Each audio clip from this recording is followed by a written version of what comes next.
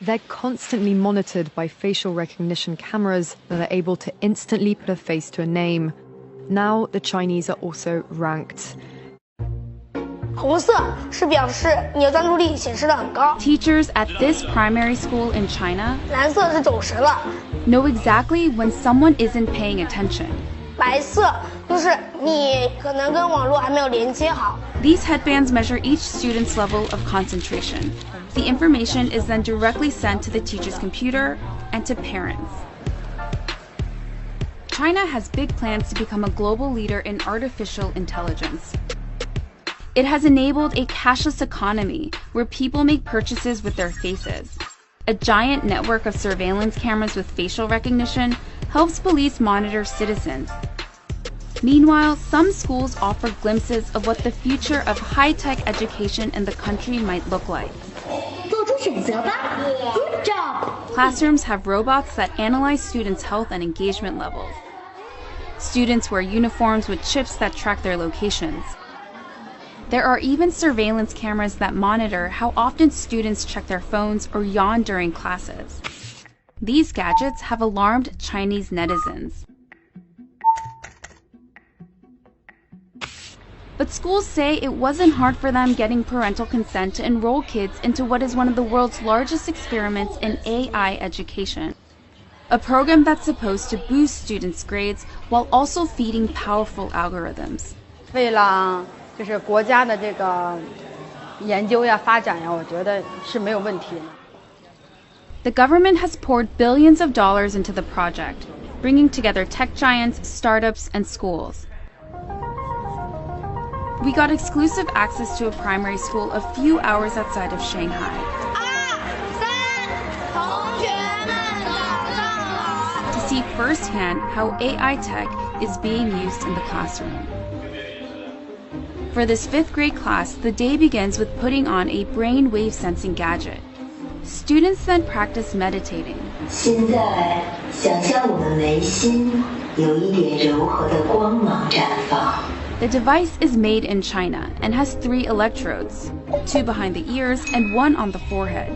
These sensors pick up electrical signals sent by neurons in the brain.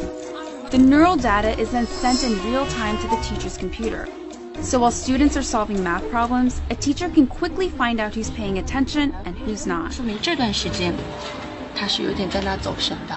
A report is then generated that shows how well the class was paying attention.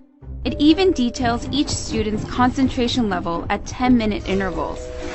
It's then sent to a chat group for parents. 就是他可以看到每个人的评分。 The reports are detailed, but whether these devices really work and what they exactly measure isn't as clear. We were curious if the headbands could actually measure concentration, so one of our reporters tried on the device.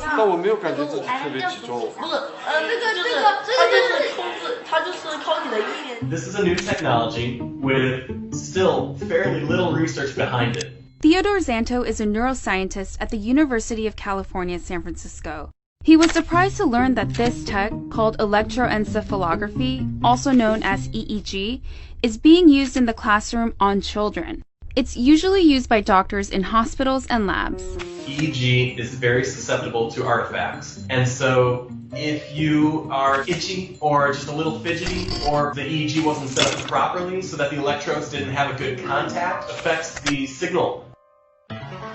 Despite the chances for false readings, teachers told us the headbands have forced students to become more disciplined.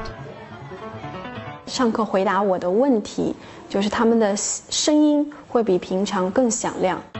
Teachers say the students now pay better attention during class, and that has made them study harder and achieve higher scores. 上课认真听讲，作业做的基本上是全对的。 But not all students are as enthusiastic.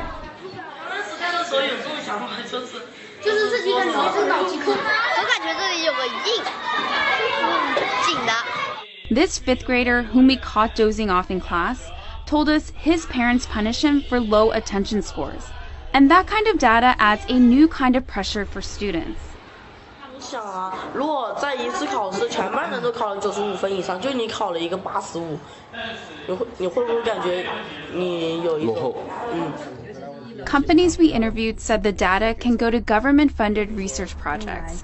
We spoke to parents who were unclear about where the data ended up, and they didn't seem to care too much. Santos says there's likely no privacy protection at all. In a classroom, if you're trying to make an assessment of an individual student, you really can't anonymize it. Experts and citizens alike are sounding alarms about various aspects of the country's huge push into artificial intelligence. These classrooms are laboratories for future generations.